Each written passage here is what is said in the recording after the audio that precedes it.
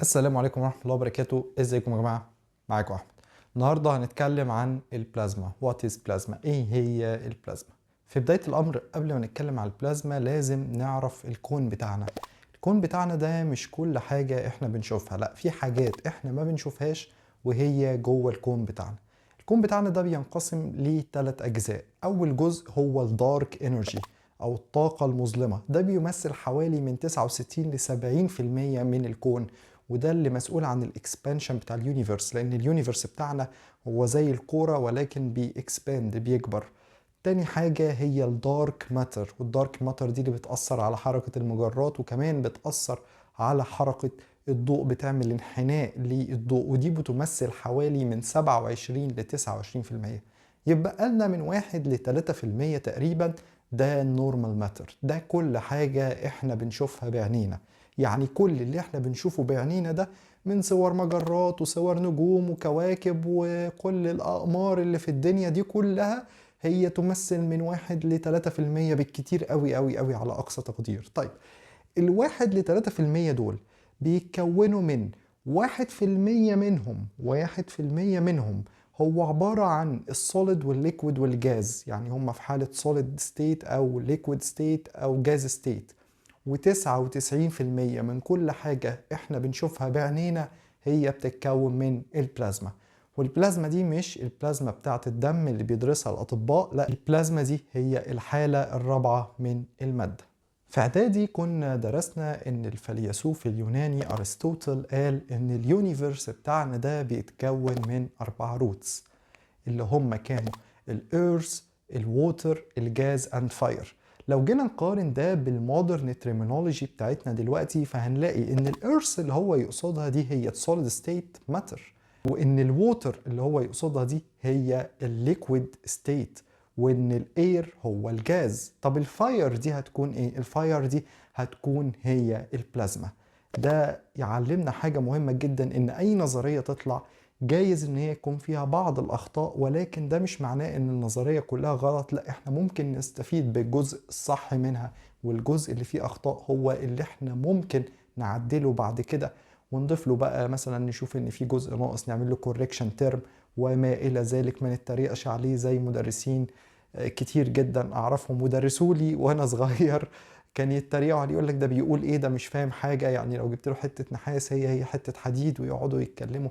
لا، انت خد النظريه وافهمها، اكيد ممكن تلاقي منها اجزاء مظبوطه وفي اجزاء بتبقى محتاجه تعديل، وده بيبقى الكونتريبيوشن بتاعك ان انت بتعدل في النظريه. يعني تخيل معايا كده لو انا جبت حته من الايس. الايس دي حته مكعب جليد كنا جايبينه من الفريزر عادي، ما فيهوش اي مشكله. سخناه، كان في السوليد ستيت هيبدا يتحول للليكويد ستيت. سخناه اكتر هيتحول ويبقى بخار، هيبقى جاز ستيت. طب تخيل بقى لو سخناه وصلناه لدرجه حراره تقريبا 12000 كلفن. ال 12000 كلفن دول وقتها هيتحول للبلازما ستيت. فباختصار شديد انا ممكن اقول لك تعريف مبسط جدا جدا، ولكن ده مش هو التعريف النهائي. البلازما هي ميديم، والميديم ده بيتكون من بوزيتيف ايونز والكترونز وبعض النيوترال اتومز. كل الكلام ده جوه الميديم ده عايشين جوه بحر من الالكتريك والمagnetic فيلد.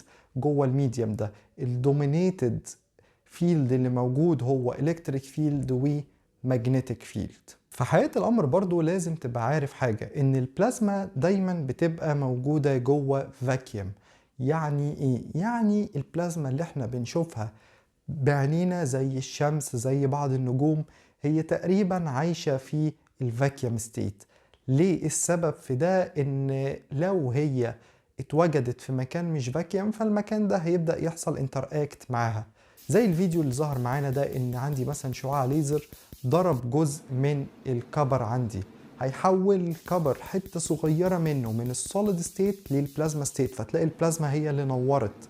وهي بتنور، هل بتفضل منوره وساكته كده؟ لا، يبدا الاير موليكيولز تعمل معاها انتر اكشن وكوليجنز عشان تخلي الالكترونز والايونز يرجعوا يتحدوا تاني.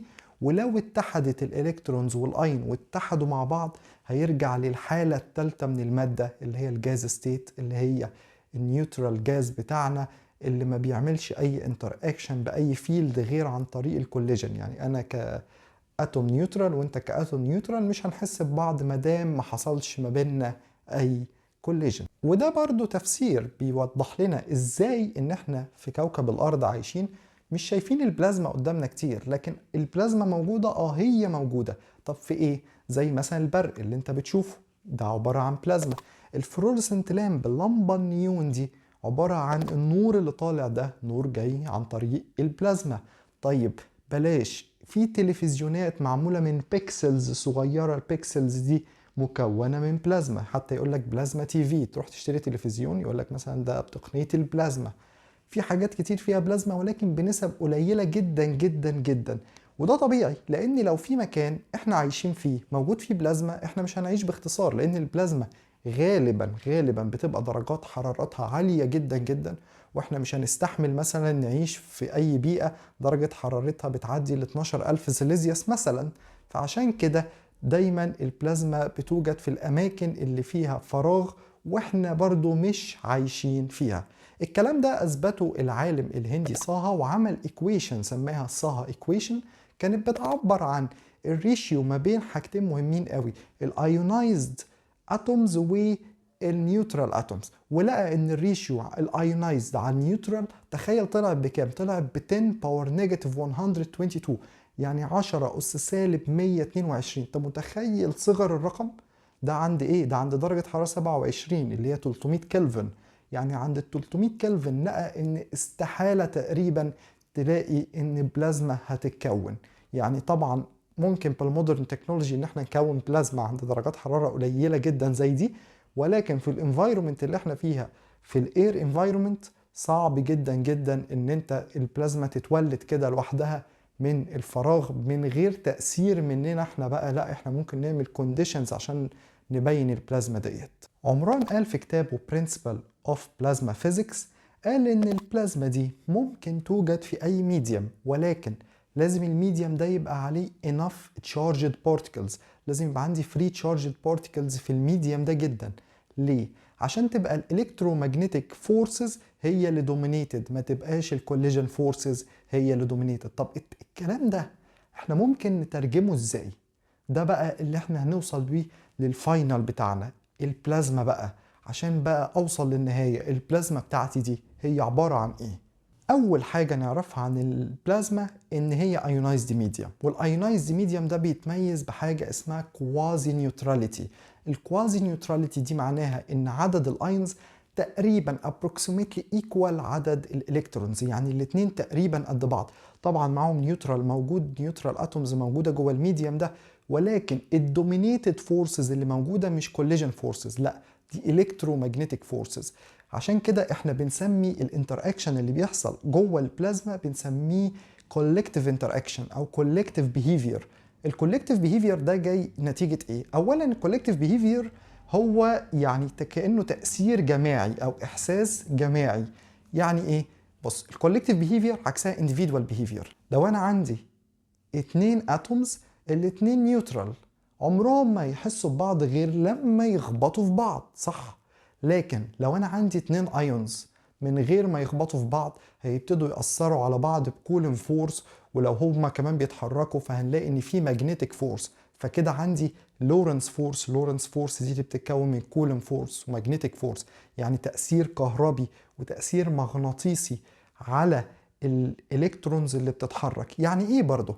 يعني تخيل كده احنا قاعدين في اوضه، مش انا عشان احس باللي جنبي لازم اخبط فيه، لا ده كل واحد فينا بيأثر على اللي حواليه في الأوضة كلهم. يعني كلنا حاسين ببعض، كلنا كأننا مرتبطين بشبكة، عاملين زي شبكة عنكبوت كده، تخيل، واحنا كلنا بنتحرك مع بعض او حاسين ببعض. فعشان كده بيسموه لونج رينج انتراكشن. لونج رينج يعني من مسافات بيحسوا ببعض، على عكس الانديفيدوال انتراكشن اللي هو مش البلازما، ده بيبقى شورت رينج. فكمان لازم تبقى عارف حاجة، ان البلازما نتيجة اللونج رينج والالكترومagnetic فورس، فالتراجكتوري بتاع التأثير بتاع اتنين بارتكلز بيبقى كيرف تراجكتوري، يعني تلاقيهم بيتحركوا في كيرف. لكن لو انا عندي كوليجن، اتنين بيخبطوا في بعض، فانا الاتجاه اللي انا بخبطه فيه هو اللي هيتحرك فيه. فعشان كده بنسميه ايه؟